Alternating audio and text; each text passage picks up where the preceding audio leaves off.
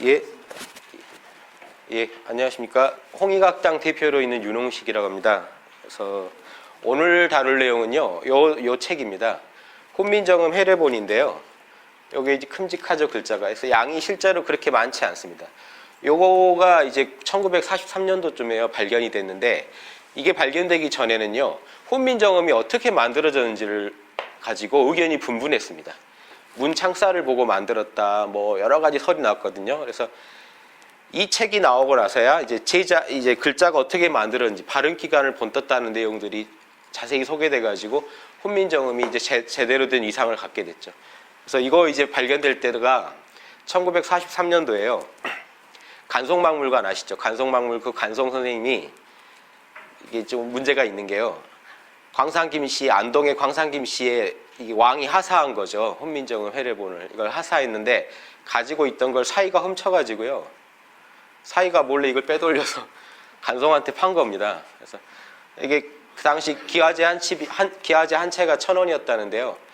간송 선생님이 특이하신 분이라 제값 주고 사시는 분이라 그분이 1,000원 달라고 하니까 이거를 1,000원에 살 수 없다 10,000원 주고 사셨다는 거죠. 통이 아주 남다르신 분이라 그래서 그분이 6.25 때 도망갈 때 이거 한 권 들고 도망가셨다는 이제 전설이 내려올 정도로 이게 아주 귀한 내용입니다. 그래서 이 내용을요 제가 중요한 부분은 거의 풀었습니다. 여기다가 풀어놨으니까요. 요걸 이제 보시고요. 이제 시중에 혹시 이런 거 이제 구하셔서 같이 보시면 더 좋고요. 완역은 아니고요. 제가 양이 많아서 되게 중요한 부분은 거의 이제 풀었으니까 제가 설명드리면서 하나씩 설명드릴게요. 근데 양이 좀 많아서요. 제가 이거 다 하지는 아마 못할 것 같습니다. 양 많죠. 그래서 근데 이 자료를 제가 드리려고 한 게요. 또 저도 좀 고생해서 만들었고 그래서 널리 이거 보시고요. 제가 혹시 안 한 내용이라도 여기 보시면 이제 오늘 강의 제가 하는 내용 가지고 이제 유추해서 보시면 아마 재밌으실 겁니다. 최근에 이제 드라마 뿌리 깊은 나무가 이제 떠가지고 거기서 이제 그 소희라고 그 여자 궁녀죠. 궁녀가 나와가지고 세종대왕이랑 같이 한글을 만들고 하는 과정에서 한글 창제 원리나 이런 게 좀 소개가 많이 됐거든요. 그런데 그게 이제 해례본하고는 조금 거리가 있는 게 많거든요. 그래서 제가 볼 때는 해례본이 훨씬 재밌습니다. 그래서 근데 좀 어려우실 수도 있어요. 왜냐하면 지금 이 해례본 강의는요, 사실은 주역 강의가 됩니다. 이 주역의 원리를 가지고 그대로 만들어가지고요. 그래서 제가 아무튼 최대한 오늘 알기 쉽게 제가 설명드리려고 하는데요. 예, 내용이 원래 좀 쉽지는 않습니다. 그래서 미리 좀 말씀드리고요. 저 앞에서부터 하나씩 보죠. 그래서 이 해례본의 구성에 대해서 지금 써 있는데요. 한번 보시면요. 1페이지입니다.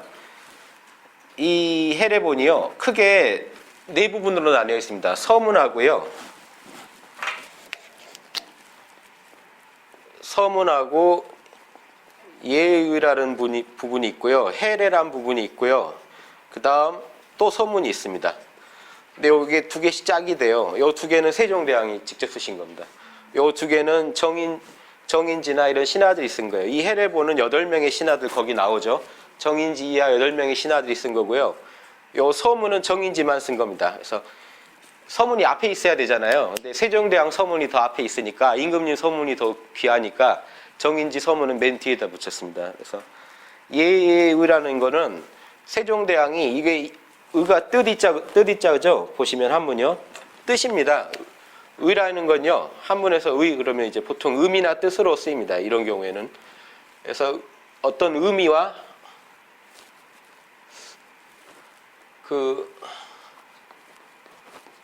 예라는 거는 어떤 복이죠, 복이. 그래서 기역, 니은, 디귿을 설명해 주고요. 기역은 인군군자, 군자의 초성이랑 같다. 이렇게 예를 들어줍니다. 기역, 니은 하나씩 설명 안 해주면 당시 이제 한문만 쓰던 시대에서 한글을 설명하려니까 기역은 어떤 소리고 어떤 의미를 가지고 있고 예는 뭐가 있다. 요거 바로 볼 겁니다. 그래서 해례본은요. 풀해자에 이제 예절 방금 나왔던 그 예자죠. 풀해자에 예를 들어준다 예자인데요. 풀어주고 예를 들어준다는 겁니다. 한글을 어떻게 쓸 건지에 대해서 그런 다 안 나오는데.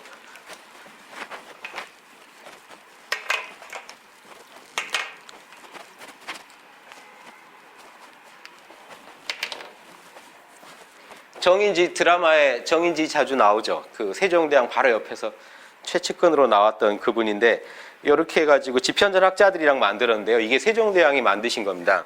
만들어가지고 본인이 창제를 이제 보시면 음력 1443년 12월 30일 날 하시죠.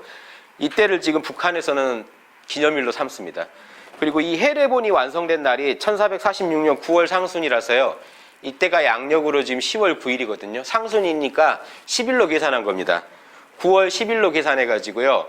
지금 양력으로 환산하니까 10월 9일이 돼서 지금 남한의 한글날이 요 해례본 완성날이 지금 남한의 한글날이 된 겁니다. 요 뒤에 가면 9월 상순에 정인지가 쓴다라고 돼 있거든요. 요게 지금 한글날이 된 겁니다. 그래서 북한이랑 남한이랑 기념일이 다르다는 것도 아실 수 있고요. 이게 지편전 학자들이잖아요. 정인지야 대부분 지편전 학자들인데 그 반대 상소했던 채말리나 이런 분도 지편전 학자들이죠. 그래서 지편전 내부에서도 반대가 있었던 거고요. 세종대왕이 자신의 어떤 그 세자나 공주들의 도움을 받아가지고요. 특히 여자 공주가 이제 그 세조 누이죠. 한글을 만들 때 아주 중요 부분을 풀기도 하고 이런 이제 야사가 내려옵니다. 그래서 세조도 훈민정음 창조에 이제 그 만들고 하는데 도움을 많이 주거든요. 그래서 세조나 그 자식들, 그러니까 세종대왕이 자신의 자식들하고 먼저 많이 시작을 합니다. 아이디어를 내 가지고요. 그래서 나중에 이제 신하들한테 조심스럽잖아요. 신하들한테 이제 협력자들을 구해서 신하들한테 이제 같이 연구를 시켜서 만든 게 이 해례본입니다. 그래서 앞부분은 세종대왕이 직접 쓰시고요. 이제 신하들한테 명해가지고 좀 자세히 풀어봐라. 기역, 니은, 딕을 아야어요 이걸 세종대왕이 쓰신 다음에 해례본에서는요 구체적으로 지금 이게 초성, 중성, 정성 나눠가지고 어떻게 만들어졌고 어떤 역학적 원리를 가지고 있는지 이제 이런 걸 설명한 부분입니다. 그 지금 순서는 맨 뒤에 있는데요. 한번 가보시죠. 21페이지 보시면요.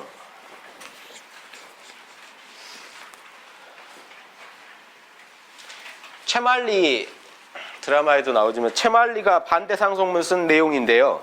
이 골자를 보면 당시 정치인들의 의식 수준을 알 수가 있어요. 보십시오. 채말리 반대 상소문의 그 요점만 제가 적은 겁니다. 요 한 4가지 조목을 가지고 여기 한 가지 더 있는데요.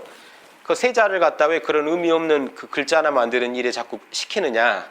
세자를 왜 거기다 동원하느냐까지 비판합니다. 동궁이 이제 세자잖아요. 동궁을 왜 이게 글자니까 예악, 사어, 소수 예전에 선비가 갖춰야 할 6가지 기회 중에 하나거든요. 예악, 사어, 소수 중에 서가 글자잖아요. 이 글자 하나 학문 중에 아주 말단에 불과한 이거에 왜 동궁을 갖다 거기다 보내가지고 자꾸 일을 시키냐, 시간을 뺏느냐 이런 것도 하나 있는데 그거 빼고요. 4가지인데 보십시오. 첫 번째가 사대모하에 부끄럽다. 이 말을 직접적으로 써요. 사대모하가 큰 것을 섬기다거든요. 지금은 또 이제 우리가 지금도 또 큰 나라 무시 못하죠 저희가. 그런데 그 당시에 중국 눈치를 엄청 보니까요. 보십시오. 이게 섬길사자입니다. 이제 일사자라고 푸는데요. 섬길사자가 되고요. 그러니까 큰 데를 섬기는 걸 지금 사대주의라고 하는데 그 앞에 원래 더 붙어야 할 게 이소라는 게 붙죠. 작은 걸 가지고 큰 걸 섬긴다는 뜻입니다. 맹자에 나온 말인데요. 사대 그러니까 중국이죠. 중국을 우리가 섬기는데. 그리고 모자가 사모할 모자입니다. 화가 중화예요. 지금 중화주의가 또 한참 이제 잘하고 있잖아요. 화가 중화를 사모한다는 겁니다. 그래서 사대 모하에 부끄럽다. 중국에서 혹시 이 일을 알면 비난할까 두렵다. 이걸 갖다 첫 번째로 얘기합니다. 지금 중국 눈치를 엄청 보면서 채말리는 얘기를 한 겁니다. 현실적인 얘기겠죠. 두 번째, 방언으로 자기 나라 말을 가지고요. 방언은 지방말이잖아요. 그래서 당시 중국에 비해 조선을 지방으로 보고 지방말 가지고 문자를 만들면요. 오랑캐나 하는 짓이다. 오랑캐가요. 재밌는 게 몽고나 서하도 티베트 쪽인데요. 이어진 티베트 이런 나라들은 문자가 있었거든요. 나름의. 한문을 응용하던 아니면 독자적으로 좀 그리던 해서 문자를 썼거든요. 그래서 이걸 아주 그 못된 걸로 본 겁니다. 오랑캐들이나 하는 짓이다. 세 번째, 우리나라가 이두를 썼잖아요. 한자를 가지고 활용해서 우리말로 이제 좀 활용하는 이두가 있었는데 이두는 그래도 한자 공부에 도움도 된다. 왜냐하면 한자를 가지고 응용해서 쓰거든요. 그런데 업무는 지금 대왕께서 만드신 업무는 그것만 만약에 쓰게 되면 한문을 안 쓰게 될 거 아니냐. 그러게 되면 성리학을 안 배울 거다, 사람들이. 요걸 논리로 펴니다. 성리학을 안 배우지 않겠냐. 그러니까 뭐랄까요, 서양으로 치면 라틴어예요, 이 한자가. 라틴어를 안 배우면요 고급 철학을 할 수 없다고 생각합니다, 유럽에서는요. 그래서 그것처럼 우리나라에서 이 한자를 안 배우면 이 고급 정보들을 얻지 못하지 않겠냐. 이런 당시 이제 지식인으로서 할 수 있는 얘기인데요. 이런 비판을 하고요. 그 업무는 기이한 재주일 뿐, 임금한테 임금이 고생해서 만들었는데 이런 말씀입니다. 아주 기이한 재주일 뿐 학문과 정치에 도움이 안 된다. 학문에도 도움이 안 되고 한문을 안 배울 거고 정치에도 도움이 안 된다. 이렇게 얘기했고요. 왜냐하면 학문을 안 할 테니까 뭐냐면 한글만 공부해가지고요 과거 급제에서 막 정치인이 되면 정치인 소양이 떨어지지 않겠냐, 이런 얘기까지 합니다. 네 번째는요, 세종대왕이 한글을 창제한 목적으로 본인이 얘기한 거죠. 옥사철이요. 요즘 같으면 이제 고소하고 이런 송사 문제입니다. 형벌 문제인데요. 법률에서 옛날에 한문으로 책이 돼 있다고 생각해 보십시오. 잡혀가도요 말도 못해요. 무슨 말인지 이해도 못하고요. 소장 하나 쓸 때도 제대로 써졌는지 알 수가 없잖아요, 언어를 모르면. 그러니까 얼마나 억울한 일이 많았겠습니까? 그런 일을 바로잡기 위해서 내가 한글을 만든 거다라고 했는데, 이런 부분은 당시 지식인이 정말 답답한 내용인데요. 옥사의 문제가 글자 몰라서 그러겠냐. 중국도 글자랑 말이 같아도 중국에도 억울한 일 많더라. 이런 논리를 펴니다. 그러니까 세종이 아주 경로할 만하죠. 경로에서 싹 가둬버려요. 그래서 하루 만에 훈방해 줍니다. 한 명만 찍혀서 아주 당해요. 한 명은요, 세종대왕을 너무 또 이제 이런 자체를 다 막 부정해 버려요. 한글 가지고 교화하는 그 자체를 갖다가 반발하니까 크게 당하고, 나머지는 그냥 이제 봐줍니다. 하루만 이제 감방에 한번 갇혔는데요. 근데 이런 말 이제 왕이 경로할 만하죠. 중국은 글과 말이 같아도 억울한 일 많다. 근데 그러니까 이 세종대왕이 지금 한글을 만들 때 제일 앞에 내세웠던 게 옥사 문제라는 것도 아시겠죠. 예, 이 법률 문제에 관해서 이두도 알기 어렵다는 거예요, 일반인은. 이두도 중인들은 알아도 일반인은 이두도 모르니까 이제 이런 얘기를 한 겁니다. 그래서 이런 채말리가 이렇게 반대했다는 걸 보면 당시 세종이 어떤 주장을 폈다는 것도 아실 거고요. 이게 지금 드라마에서는 좀 되게 과장을 많이 했잖아요. 그래서 현실에서는 그렇게 뭐 심각한 반포할 때 문제가 생기지 않습니다. 그래서 그냥 그렇게 한번 갇혔다가 풀어주고 끝나고 이걸 반포하고요. 그 다음에 이 훈민정음을 이용해서 책을 계속 찍어냅니다. 불경도 찍어내고요. 불경을 많이 찍었더니 불교 쪽에서 우리 그 신미대사가 한글 만들었다 또 이런 주장하는데, 그런 건 좀 무리수고요. 무리고, 불경을 많이 한 게요, 불경이 당시 우리가 이 훈민정음을 우리 국어랑 좀 다른 게요, 훈민정음에는 사성이 다 있습니다. 평성, 상성, 거성, 입성. 우리가 중국어엔 지금 있잖아요. 우린 지금 거의 안 쓰거든요. 상성이나 거성이요, 상성이 올라가는 소리고요, 거성이 큰 소리인데, 이런 소리는 우리말의 중세 국어에서 이런 말은 우리말에 오면 다 긴 소리로 바뀝니다. 이제 길고 짧고로 바뀌어요. 그러니까 사성을 거의 안 쓰는데 이 당시엔 사성을 썼거든요. 그러니까 노래 같았다고 보실 수 있겠죠. 한국말이 좀 노래 같았다라고 느끼시면 될 겁니다. 그래서 불경을 많이 번역한 것도요, 불경이 옛날에 불경이 암송을 해야 되니까 그게 노래잖아요. 예, 노래처럼 그게 이제 불교 나름의 부호도 써가지고 그거를 어떤 가락을 만들어서 읽거든요. 그래서 그게 이제 또 한글 창제에 도움이 많이 됩니다. 그러니까 지금 이 거성에 점 하나 찍고요, 이런 부호들을 많이 씁니다. 예, 갈것자 거성이다 그러면 점 하나 앞에 찍어줍니다. 예, 거 그러면 뭐 점 하나 찍어준다거나. 아니죠. 상성이 점 하나인가요?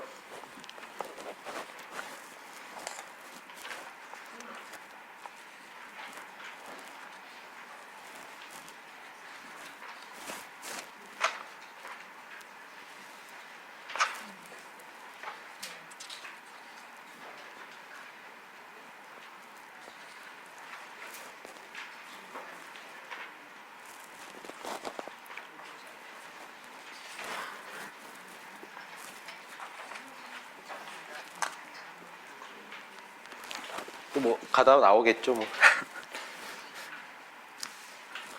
그래서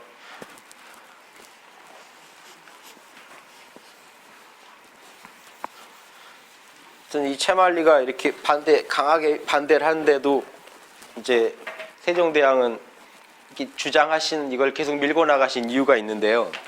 제목 보시면 아실 수 있죠. 훈이라는 게 이렇게 안 지워지죠. 훈민이라는 게요, 백성을 가르친다죠.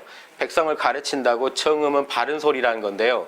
이 의미를 좀 깊이 좀 이해해 보시면 좋겠는 게, 훈민이라는 게 백성을 가르치겠다는 건데 뭐가 있냐면요. 당시 대표적으로 세종대왕이 전파하고 싶었던 게요, 농사 기술도 전파하려고 했죠. 이런 정보 같은 거요. 백성들한테 수확량을 올리려고요, 농사 기술을 전파했는데 한자로 된 책이잖아요. 안 퍼져요. 백성들이 이해를 못합니다. 법률 문제도 크죠. 또 하나가 상강행실도도 만들죠. 윤리도 전파하려고 하는데요. 그때 세종대왕이 충격을 먹은 게 이제 자기 아버지를 살해한 사건이 일어나요. 요즘도 뭐 연일 신문에 한 번씩 나오지만, 연일은 아니지만, 그런 좀 폐륜 사건들이 자꾸 나니까 세종대왕이 깜짝 놀랍니다. 이거 내가 정치하는데 이런 일이 있을 수 있나 해가지고 상강행실도를 만들어서 퍼뜨리는데 한자거든요. 그러면 그걸요, 한문을 읽을 수 있는 사람이 보고 얘기를 해줘야 됩니다. 복잡해지죠. 예. 그러니까 이런 문제들이 생기니까 백성을 바로 가르쳐야겠다, 교화를 시키려면은 이게 결국 무슨 문제냐면 소통의 문제입니다. 백성들과 내가 소통이 안 된다. 백성들이 알기 쉬운 언어가 하나 나오면 소통이 될 것다 하는 의미에서 훈민입니다.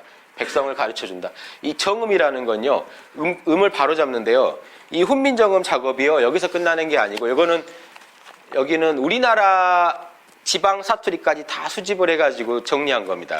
그거를 우리말로 표기하려면 어떻게 해야 될까 연구한 게 훈민정음이라면요, 요게 만들어지자마자 이제 그 전에부터 연구를 한 거죠. 중국 한자음도 연구를 다 해요. 중국 한자음 표기 발음, 이제 표준 발음을 연구합니다. 이제 그런 성과가 여기도 나오는데요. 여기 지금 한자 같은 경우 이 음이 적힐 때 이 어떤 이 표준 발음을 이제 쓰는 거거든요. 그래서 정음이라는 게 백성을 가르칠 때 한글을 갖다가, 지금 제가 하는 말 있잖아요. 하는 말이라는 그 말을 정확히 표기하는 것도 정음의 하나인데, 더 이제 또 큰 의미로 보면 이 한글을 가지고요, 한자음을 싹 통일합니다. 그 전까지 통일이 안 됐었어요. 나라 국자를 뭐라고 쓸지, 뭐라고 할지 음이 다 다르게 썼기 때문에 중국 음까지 다 조사해가지고요, 중국 음을 또 안 따라가고요, 우리나라 음과 중국 한자음을 잘 조사해서 표준 발음을 제정합니다. 그게 동국정운이라는 게 있어요. 예, 동국정운이라는 이 자료 안에 나올 겁니다. 예, 자료 안에 나올 거고요. 동국정운이라는 이것도 이게 이제 1448년쯤에 나옵니다. 이 책을. 그래서 지금 이 두 가지 작업을 통해서요, 우리나라가 그 전에 이제 못하던 일을 해요. 우리말을 적는 글자를 만들고요, 중국 한자음을 통일하고 중국 한자음을 어떻게 표기할지를 정합니다. 그래서 이런 이제 좀 큰 일을 하시죠. 이게 같이 봐가지고 훈민정음하면은 이제 한자음까지도 정확히 적을 수 있게 됐다고 보셔야 돼요. 그래서 양반을 위해서는 양반들한테는 한자음을 정확히 적는 게 중요할 거고, 백성들한테는 자기가 하는 말을 정확히 지금 글자로 옮길 수 있다는 게 되게 중요하죠. 그리고 이제 훈민이라는 건요, 지금 자료 보시죠. 제가 보시면 이 훈민이라는 의미를 잘 알 수 있는 게 서문이거든요. 그 첫 번째 서문 보시면요, 우리나라 말이 중국과 달라서, 이게 잘 아시죠? 워낙 이제 유명한 말인데, 우리나라 국지 어음이요, 우리나라 말인데요, 2호 중국이 중국과 달라서입니다. 중국하고 말이 달라요. 그래서 지금 우리가 쓰는 거는 중국 문자를 쓴 거잖아요. 한자라는 건 중국 문자니까 중국 문자랑 서로 소통이 안 된다는 겁니다. 말이랑 중국 문자랑. 그래서 어리석은 백성이 유소요건이라는 게, 말하고 싶은 게 있어도 종래 그 뜻을 펼 수가 없다. 무슨 말, 자기 하고 싶은 말을 다 못한다는 겁니다. 한자가 한계가 있으니까요, 우리말을 적는데. 그래서 내가 이를 안타깝게 여겨서 새로 28자를 만드니, 이는 사람들로 하여금, 이게 훈민정음의 이제 목적이죠, 쉽게 익히기 되게 쉬운 글자를 만든 겁니다. 쉽게 익혀서 일용에, 일상생활에서 쓸 때 아주 이제 편하게 쓰게 하기 위함이다, 이렇게 말씀했는데요. 여기서 이제 28자를 만들었다는 게요, 이게 의미가 있는 게, 예전에 이 동방에서는요, 하늘의 별자리를 28개로 나눠서 봤습니다. 이게 나름 하늘의 별자리에 이제 상응하게 하려고 이제 28자를 제정한 거죠. 그 10,000원짜리 혹시 갖고 계시면요, 10,000원짜리 뒷면을 보시면요, 하늘에 이 피자 조각처럼 쪼개놨습니다. 그렇죠? 이게 하늘이면 가운데 북극성 있는 데가 있고요. 북극성을 중심으로 이걸 28조각을 쪼개놨어요. 그렇죠? 뒷면에 보시면요. 선이 보이시죠?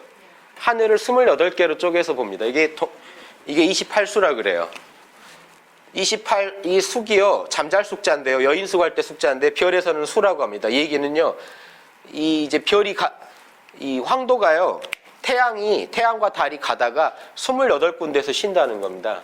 그래서 28자리를 황도 중심으로 그립니다. 황도나 백도 중심으로요. 우주를 28개로 쪼개는데요.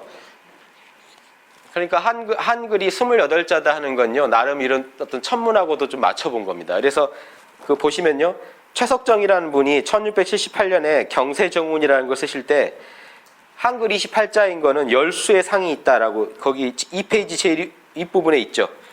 최석정이라는 분이 28자는 열수의 상이 있다는 게 이겁니다. 28개의 이 별자리를요, 그 천자문에 벌릴열이라고 돼 있죠. 예, 별들이 펼쳐져 있다는 겁니다. 그래서 열수 그러면요, 별들이 이렇게 펼쳐져 있는 모습, 28개로 펼쳐져 있는 상을 취한 거다. 이제 이런 말도 나올 수가 있죠. 그래서 그 밑에 훈민을 보시면요, 훈민의 구체적 내용이 교화인데요. 국민들을 가르치겠다는 건데 뭐냐면 윤리나 법, 어떤 기술, 그리고 궁극적으로는 소통의 문제라는 겁니다. 1432년에요. 그러니까 훈민정음 창제 한 10년 전들이죠, 다. 10년 전에 무슨 일이 있었냐면요, 삼강행실도를 냈습니다. 편찬했는데 잘 안 먹히겠죠, 한자니까. 1432년에는요, 법조문을 이두문으로 좀 번역해서 반포하라는 그런 논의가 있었어요. 국민들이 한문을 어려워서 못 읽는다고 좀 더 쉬운 이두로 한번 해보자라는 논의가 있었고요. 그래서 실질적으로 한 이때쯤에 세종대왕이 준비한 걸로 봐요, 이때부터. 그래서 창제 전에 한 10년 프로젝트였을 거라고 추정합니다. 세종대왕이 한 10년 정도 비밀 프로젝트로 진행했을 것이다. 그리고 1429년에 농사직설을 펴내죠. 그리고 1437년에는요, 백성들한테 이제 농사직설대로 좀 농사 지으라고 권고를 합니다. 그리고 1431년에는요, 아랫사람의 고소금지권에서 신하들은요, 이때 참 냉정한 게 신하들은요, 아랫사람이 고소하게 두면 큰일 난다라는 식으로 나왔어요. 그러니까 세종대왕이 또 열받으시겠죠.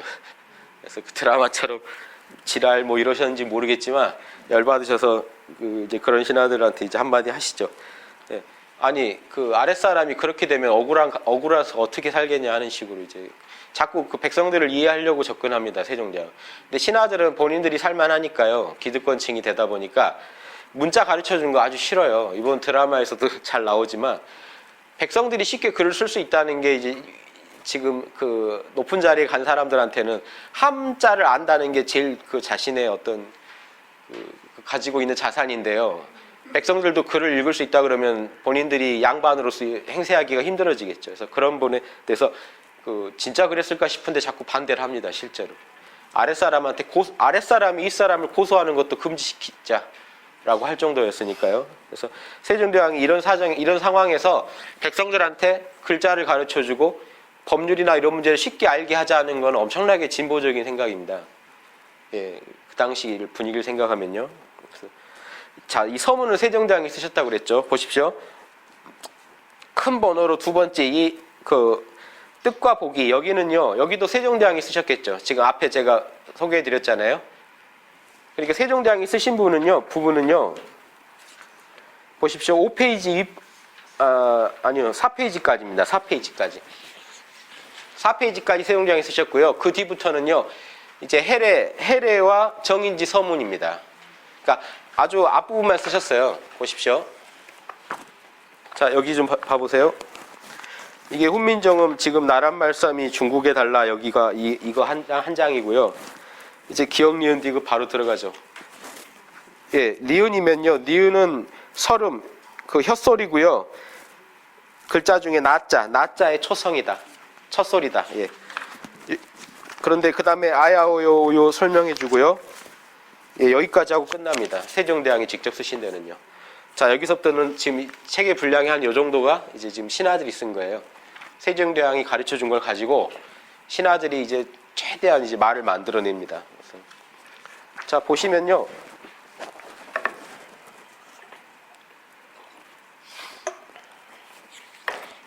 제가 다 이제 풀어놨거든요. 이 페이지 보시면 기억 나오죠. 다는 안 보고요. 몇 개만 볼게요.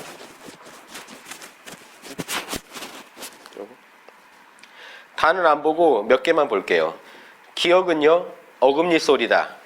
인공군자, 군자의 첫 소리와 같다. 이해되시죠? 니은도 똑같죠? 자, 근데 이제 기억 밑에요. 나란히 쓰면이라는 게 나옵니다. 나란히 쓰면. 이렇게 안 지워지지. 쓰기가 겁나네요.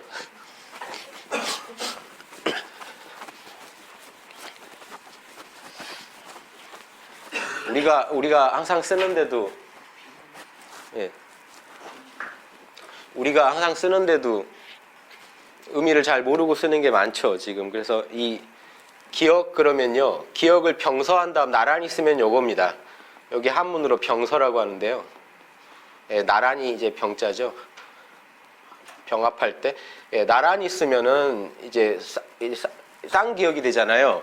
그런데요, 이게 지금 조심하셔야 되는 게요. 보십시오. 훈민정음에서 쌍기역은요, 우리가 지금 쓰는 쌍기역하고 다릅니다.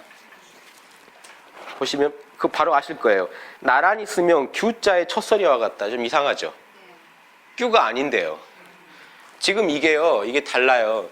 주시경 선생이 다시 우리 한글을 이제 다시 정리하면서 요거를 좀 다른 의미로 쓰신 겁니다. 해례본에서요, 우리가 지금 까를 찾으려면 이런 식으로 써 있어요. 앞에 시읒이나 비읍을 쓰면은 된소리가 됩니다. 우리가 쓰는 된소리가 돼요. 그러니까 이제 훈민정음의 자체에 나오는 이 쌍기역은요, 기억을 길게 하는 겁니다. 기억이 좀 뭉치게, 소리가 뭉치게 해주는 겁니다. 다르죠? 예. 그러니까 지금 보십시오. 기억만 다른 게 아니고요. 그 다음에 이제 키읔은 우리가 알죠. 키읔은 똑같죠. 키읔은 어금니 소리니 쾌자의 첫 소리와 같죠. 이 엔니응은요. 이 엔니응도 어금니 소리. 엔니응은 지금 안 쓰죠. 이 동그라미에 꼭지가 하나 있는 겁니다. 보십시오. 동그라미에 꼭지가 하나 달렸어요. 이거는 이제 이응하고는 좀 다릅니다. 우리가 볼 땐 다 이응인데요. 이렇게 구분하는 이유가요. 이 발음기관을 연구하시다가 보니까 이게 다 구별이 된 겁니다.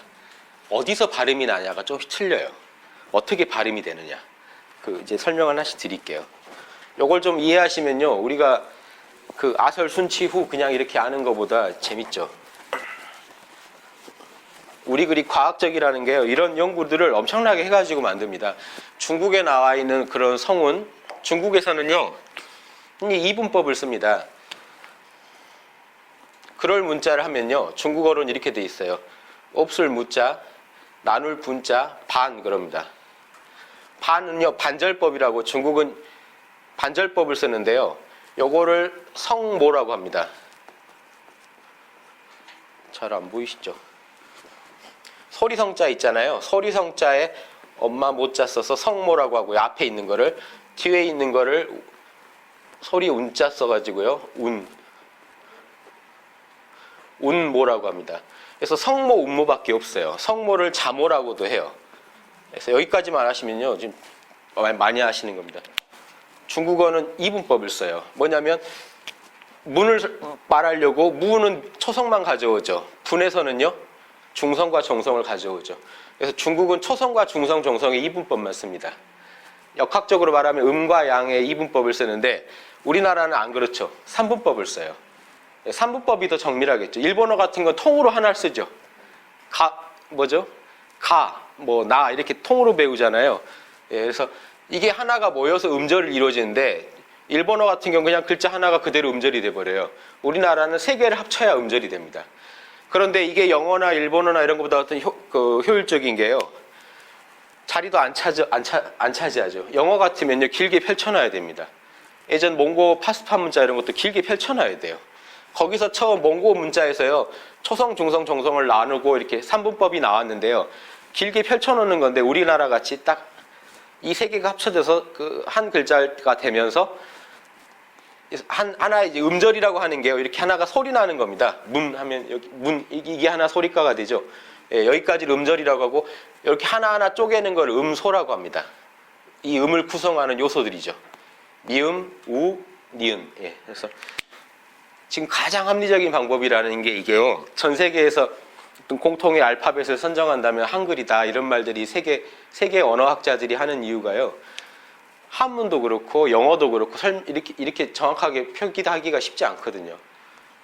만약에 그럼 달이라는 거를 아까 문만 해도 영어로 표기하려면 여러 개가 나오겠죠.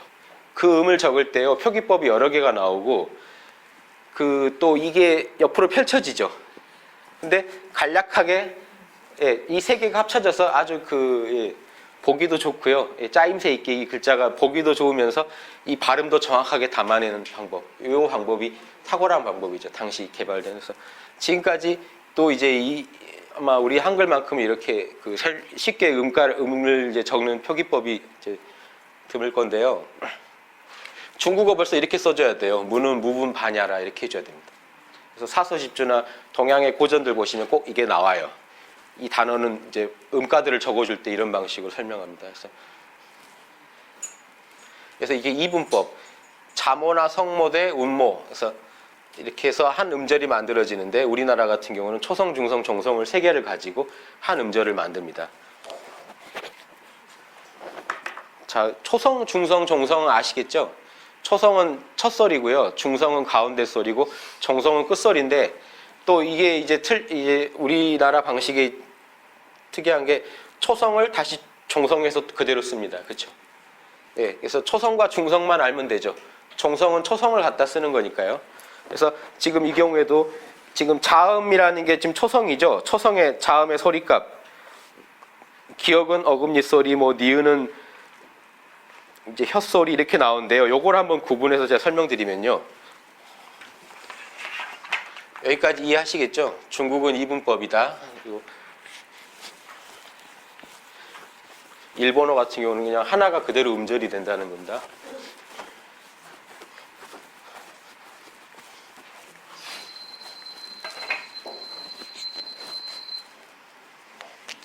자, 아설 순치우를 한번 제가 설명드릴게요.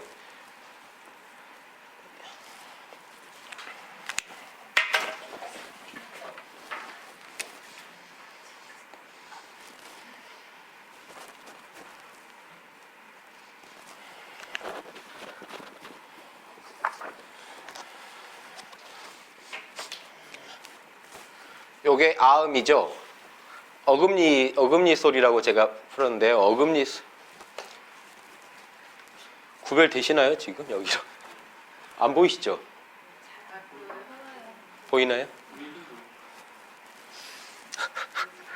무섭네 여기. 왜 이렇게 됐지?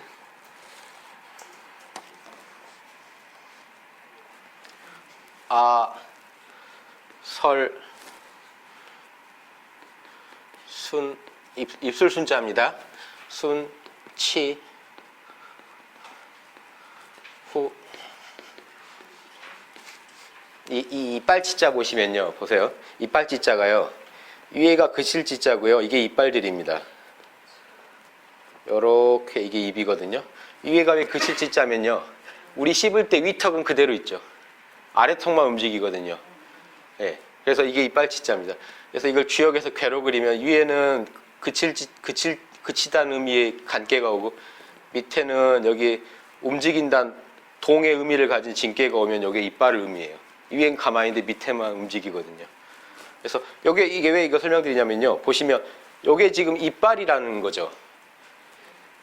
한글이요. 옛 전서들, 옛날에 있던 글자들을 빌어다가 모양을 좀 빌어왔다라고 한 설명이 나오거든요. 발음기관을 본땄지만 글자들을 옛날에 있던 글자들을 그림을 추렸다라고 할 때 치음이 지금 시옷이죠. 치음에 여기 들어있는 이 시옷이나 이게 같은 의미입니다. 지금 이빨을 나타내는 거예요. 그럼 이제 이 혓소리는요, 보십시오. 니은이 왜 혀냐면요. 니은 발음하실 때요, 혀가 입천장에 한번 붙어야 됩니다. 요게, 자, 이게 사람 입이죠. 더 들어가 보면요. 여기에 혀 뿌리가 있죠. 혀가요, 입천장에 한번 붙어야 됩니다. 요게 니은 모양이죠. 니은은요. 이응은요, 아라고 하실 때요, 아 하면요, 목구멍에서 그대로 올라옵니다. 아, 그래서 목구멍 소리는요, 동그라미예요. 후는 동그라미예요. 그쵸? 자, 이 이빨은요, 이빨끼리 한번 부딪혀야 됩니다. 치음은요. 시옷 한번 발음해 보시면요. 예, 이빨이 한번 부딪혀야 돼요. 그쵸? 입술 소리는 네모인 게요. 입이 네모잖아요. 이게 입구자예요. 옛날 입구자랑 똑같죠. 입술이 한번 붙어 떨어져야 됩니다. 미음. 예, 비읍, 피읍 다 똑같죠. 그래서 이게 아주 배우기 쉽게 만들어져 있는 겁니다. 요 글자랑 발음해 보면요, 딱딱 맞게 돼 있어요. 근데 이 어금니만 어금니랑 좀 다릅니다. 아음을 기억이라고 하는 건요. 그러니까 이런 거 보면 뭘 알 수 있냐면요. 지금 이렇게 했지만 우리 동양 고대에요. 이 하늘은 동그랗고 땅은 네모났고 사람은 세모다 하는 요 사상을 가지고 맞추고 있다는 걸 알 수 있어요. 그렇죠? 뭐냐면요. 지금 쪼개진 것들을 합쳐 보시면 동그라미랑 세모, 네모, 기역, 니은도 합치면 네모가 되게 돼 있거든요. 그래서 기역을 씁니다. 여기서 기역은요, 어금니 소리면 어금니를 가지고 설명할 수도 있잖아요. 그런데 여기서 기역은요, 기역 발음을 하실 때 해보시면요, 혀 뿌리가 지금 목구멍을 한번 닫았다 열립니다. 그게 기역이에요. 혀 뿌리가 지금 목구멍 뒤를 한번 닫았다 열립니다. 기역. 그러니까 자 보십시오. 이거는 분명히 이응인데요. 이응 중에 N이응이라고 하는 거를 어금니 음에다 넣어놔요. 어금니 소리에다가. 목구멍 소리로 안 하고요. 이해되십니까? 이 N이응은요. 보십시오. N이응의 얘가 업이죠. 업 발음해 보십시오. 업. 여기 보면 N이응은 어금니 소리니 업자의 첫 소리와 같다. 같은 이응이지만 발음되는 방법이 다르기 때문에 그럽니다. 업할 때. 업할 때 목구멍이 한번 닫힌다고 보는 거예요. 목구멍이 안 닫히는 이응이 있고 닫히는 이응이 있더라는 겁니다. 목구멍이 한번 혀뿌리로 닫히면요, 어금니 소리에다가 지금 넣는 겁니다. 이해되십니까? 그러니까 같은 이응이라고 해도 어디에 위치하냐에 따라 다르겠죠. 보십시오. 옛 이응은 이런데요. 그냥 이응은 어떤가 보십시오. 그냥 이응은 뒤에 있죠. 3페이지예요. 3페이지 세 번째, 밑에서 세 번째 있습니다. 이응은 목구멍 소리니 욕자, 욕망할 욕자의 첫 소리가 같다. 욕 해보십시오. 욕할 때 그냥 나오거든요. 예. 그래서 같은 이응이지만 그 위치, 어떤 정성과 정성 만나에 따라 좀 음가가 달라집니다. 그것까지 지금 설명한 거예요. 그래서 이 N이응을 없앤 게요. 지금 이 현대화되면서 이거 이제 굳이 이거 구분해야 되냐 해서 없앤 거죠. 거의 안 쓴다.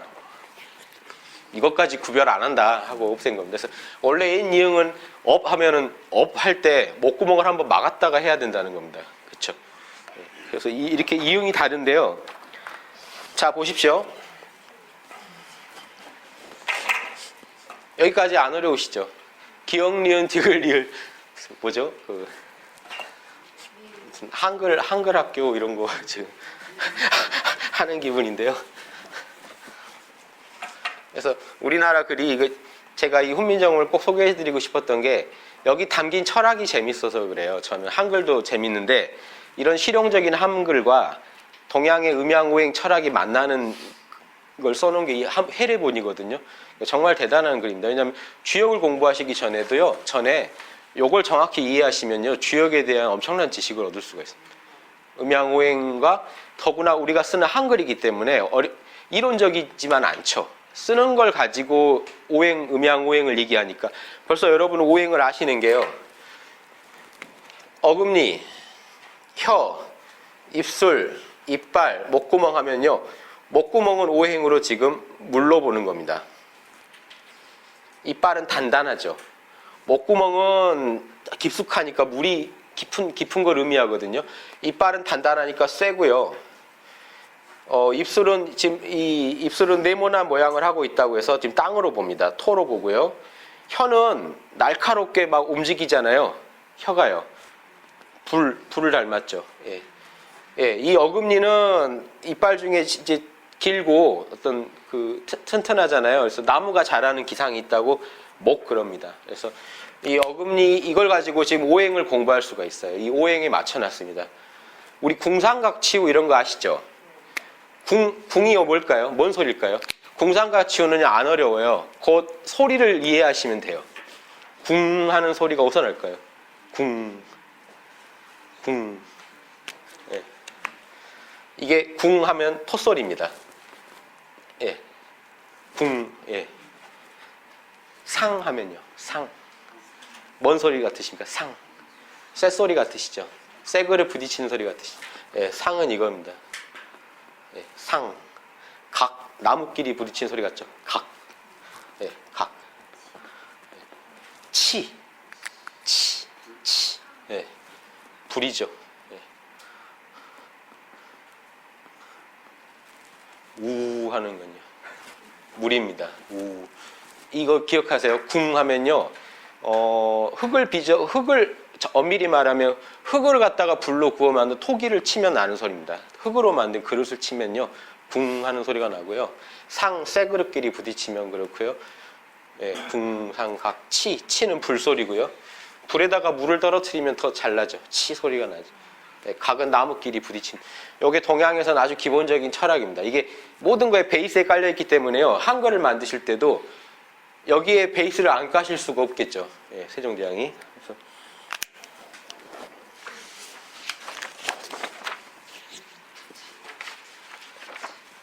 근데 이게 지금 재밌는 게 이걸 엮으면요. 보십시오. 이게 우리나라 고대 이제 단군 신화랑 연결되는 게요. 단군이요. 거기 보시면 환웅 신화죠. 단군이라기보다 환웅이 하늘에서 내려올 때 환인이 이걸 줍니다. 천부삼인이라는 걸 줘요. 천부라는 건요.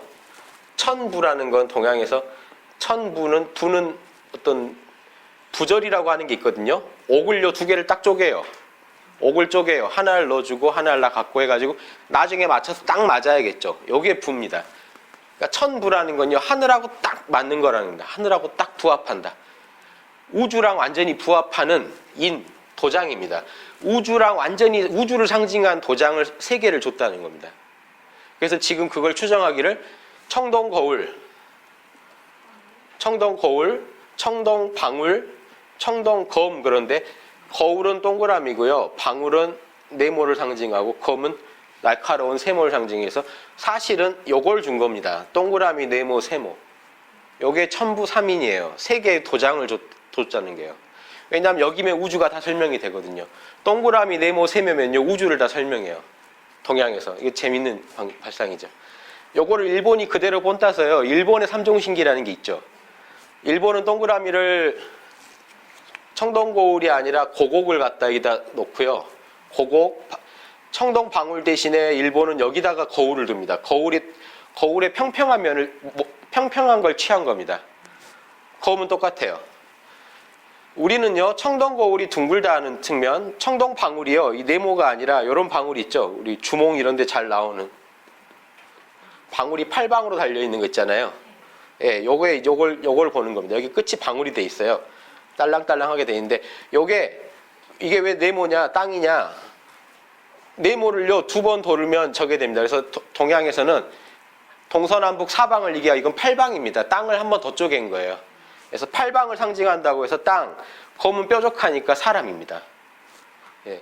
근데 이제 일본에 가면요, 둥근 옥을 갖다가 하늘을 대신하고 거울이 평평하니까 땅은 평평하니까요. 거울로 땅을 상징하고 검으로 사람을 상징합니다. 그래서 일본의 삼종신기는 천안가에서 보물이거든요. 천안가에 내려온다고 하는데 본 사람은 없다고 합니다. 그래서 역사 기록에만 나옵니다. 삼종신기를 가지고 아마 이제 도레인이라고 봐요. 한반도에서 갔다고 보는데 규슈 쪽에 처음 갈 때 이걸 가지고 이제 신물이라고 하면서 제압합니다. 사람들을. 그래서 연결되어 있는데 이게 천부삼인이라는 건데요. 동그라미는 하늘을 닮았고요. 네모는 땅을 닮았고 세모는 사람을 닮았다는 거 한번 유념해 두시면 이걸로 어떻게 다 설명하냐면요. 보십시오. 이게 동양 철학을 조금만 제가 설명드릴게요.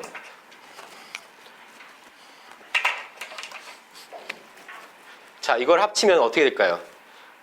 이게 요게 이런 거는 익숙하시죠? 상평통보 이런 거 보면 천원 지방으로 만든 거예요. 하늘은 동그랗고 땅은 네모났다. 이걸 끝까지 붙이시면요. 이렇게 붙겠죠. 삼각형을요. 여기다 이렇게 나누면요. 삼각형이 4개가 나오겠죠. 요게 이제 그 천부삼인의 원 모양일 거라고 그 제 선생님이셨던 그 봉우 권태곤 선생님이 대종교에서 총 그 제일 어른을 갖다 이제 한 10년 하셨던 분이 계신데요. 그분이 대종교에서 지금 단군을 모시는 데서 천부삼인이라고 하는 마크가 이렇게 씁니다. 동그라미, 네모, 세모. 이것도 일리가 있죠. 근데 그분이 제일 어른 하시면서 이렇게 하면은 좀 설명이 잘 안 되는 게 있다. 이렇게 해야 맞다. 그래서 주장하셨는데 제가 이제 이걸 그린 이유가 지금 여기 다 들어있죠. 동그라미, 호흡, 네모는요, 입술 소리, 이빨은요, 치음, 기억 있죠, 니은도 있죠. 예, 이거 하나면 다 들어. 그래서 세종대왕이 만들 때 옛 전설을 본땄다고 하지만 사실은 동그라미, 네모, 세모를 가지고 쓰고 있다는 걸 이해하실 수 있죠. 아무 전서나 막 갖다 쓰질 않는. 그럼 이걸 보면은 어떤 이런 하늘은 동그랗고 땅은 네모나고 사람은 서 있다. 요게 서 있다는 의미입니다. 사람이 세모는요, 머리는 원을 닮아서 동그랗고 발은 땅을 닮아서 둘로 쪼개져 있기 때문에 사람은 세모로 그립니다. 그러니까 몸뚱이는 땅을 보십시오. 우리 몸뚱이는 땅 거죠, 다.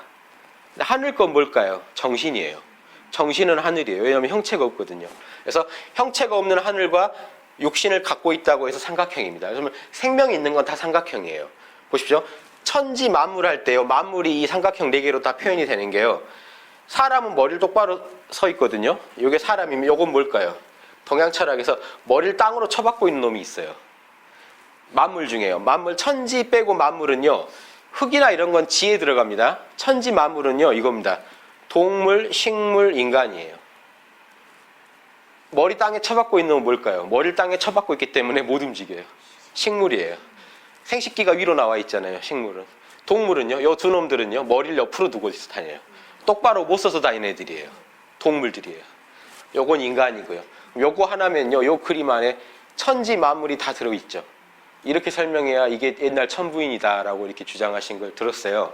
그래서 지금 재밌는 거는 이 원리에 지금 이 한글도 어긋나지 않고 재밌는 게요. 지금 저 만주 고조선 땅에서요. 고조선에서 중국이 여러분도 아셔야 되는 게 이 고조선 지금 홍산 문화라고 하는데요. 고조선 땅에 가서 중국이 자기들은 양자강에서 시작된 문화거든요. 여기서 황제가 주도해서 시작된 문화인데 이 홍산도 자기들 여기 조선 자치주도 있고 저기 뭐죠? 북한 문제도 있고 해가지고 여기를 팠어요. 동북공정이랑 서북공정도 있고 여러 가지가 있는데 여기를 파다 보니까 중국에서 놀란 게 황제는 동이족이 아니고 치우라는 동이족이 있었는데 황제가 치우를 잡고 황하유역에서 중국을 세웠다. 이게 기본 사마천 사기 이래 기본 입장이었는데요. 동북공정을 해서 홍산 쪽을 팠더니 한 10,000년 전까지 나오는 거예요. 문명이. 더구나 골 때리는 게 여기서 뭐가 나왔냐면요. 동그라미 재단이 나오고요. 땅에다 제사 지내는 네모난 재단, 조상한테 제사 지내는 십자가 모양의 재단 종묘가 나온 거예요. 그러니까 지금 중국에서 여기서 이 십자가 모양의 지금 이 조상신한테 제사 지낸 데서 웅녀 모양의 여자 동상이 나오고요. 용이나 봉황 토템들이 막 나왔어요. 옥으로 만들어진. 그러니까 지금 중국에서 다 중국 거로 알고 있던 용이니 봉황이니 천원 지방설, 하늘은 동그랗고 땅은 네모나다는 설이 다 여기서 나왔다고 지금 중국에서도 인정하고 있습니다. 왜냐, 중국은 여기까지 지금 자기들이 지금 이제 조상을 이리 바꾸고 있어요. 황제가 여기서 왔다로 주장하면서 황제가 동이족이고 치우는 동이족 아니다라고 바꾸고요. 지금 이게 동북공정에서 일어난 일입니다. 그러니까 이 홍산 문명에서 한쪽이 내려와서 은나라가 되고 한쪽이 옆으로 빠져서 고조선이나 부여가 됐다는 겁니다. 그래서 북한까지 사실은 지금 중국이랑 한 족속이라는 거예요. 그럼 우리 남한은 다를까요? 백제는 부여에서 왔는데요. 신라는 기마민족, 저 북방에 기마민족이 내려왔고요. 그러니까 결국 중국 측 주장대로라면 중국이랑 우리랑 한 이 족속이 되는. 그래서 중국이 이걸 지금 주장하고 있는데 재밌는 게 우리가 고조선 문화라고 우리 조선의 고조선 문명의 뿌리라고 한 데서 동그라미 네모나 요걸 지금 네모나 합치면 삼각형이 되죠. 천부 3인에 해당되는 것들이 다 나왔어요. 실제로 유물로. 그러니까 제가 그 선생님한테 배울 때는 그런 유물 없을 때 들었는데 지금 조사된 바로 저게 나오는 거 보고 놀랐습니다. 그래서 우리 한글을 연구할 때도 동그라미, 네모, 세모를 가지고 보셔야 됩니다. 자, 이게 세종대왕이 이걸 그러면 동그라미, 네모, 세모의 그런 천지인을 그렇게 신경 썼겠는가 실제로. 그 증거가 있는 게 보십시오. 자음은 이렇게 만들었죠. 모음 만들 때 보면요. 동그라미를 줄여서 이걸 하늘을 상징했습니다. 아래아요. 땅은 네모나니까 네모를 줄여서요. 평평하다고 땅은 해서 지. 사람은 서 있죠. 하늘과 땅 사이에. 예. 그러니까 이게 천지인 시스템이죠. 지금 문자. 핸드폰도 천지인으로 하는 게 요거 세 개로 다 하죠. 예. 천지인으로 다 만들었거든요. 한글을. 모음을요. 그 모음만 이렇게 만들었는 게 아니라 자음도 만들었다는 게, 자음은 지금 오행으로만 만들었다고 돼 있지만 동그라미, 네모 합치면 동그라미, 네모, 세모가 된다는 것도 주목하시라는 겁니다. 자음도 결국 천지인에서 만들었다는 것도 알 수 있다는 거예요. 천지인의 본 모습이 동그라미, 네모, 세모거든요. 그러니까 동그라미, 네모, 세모를 축약해서 동그란 점입니다. 이건 그냥 점이 아니고 동그란 원점이라고 표현이 돼 있어요. 해례본에 원점이다. 동그란 점을 하나 찍. 요거 지금 이제는 안 쓰죠. 예, 아래아. 아와 오의 중간 발음이란데 뭐 저도 잘 못하겠습니다. 근데요, 이거 보시면 요 음도 서로 다른 게, 우주가 만들 때 하늘이 먼저 나오겠죠. 땅이 그 다음 나오고 사람이 그 다음 나오니까 요거 붙이는 것도요, 이거 만드신 분들 보면 정말 대단한 게요. 이 발음 한번 해보십시오. 아든 오든요. 하면 저 후설 모음입니다. 이게 혀 저 끝부분에서 소리가 나요. 은은요 중간에서 소리가 나요. 중설 모음이에요. 하늘이 생긴 다음에 땅이 생겼다는 겁니다. 이걸 다 설명을 해놨어요. 이는요 앞에서 나옵니다. 그렇죠? 이는 앞에서 발음이 됩니다. 사람이 제일 끝에 나왔다는 겁니다. 이 동양 철학에서 하늘이 자시에 열리고 축시에, 그 다음 축시에 땅이 열리고 인시에 사람이 나왔다고 하는 게 있거든요. 자축인묘 중에 자시면 우리 시간으로 하면 11시에서 1시죠. 예, 자정. 축시가 1시에서 3시. 그때 땅이 나오고요. 이제 우주의 시계로 치면요. 인시, 3시부터 5시 때 사람이 나왔다는 거예요. 예. 이런 논리에 조금 이따 뭐 다시 나오겠지만, 이런 논리를 가지고 한글을 만들었다는 천지인 시스템. 천지인 체계를 가지고요. 자음도 거기서, 모음도 거기서 나왔다고 보시는 게 일단 이제 맞다는 겁니다. 예. 잠깐 한 5분 쉬었다 다시 하겠습니다.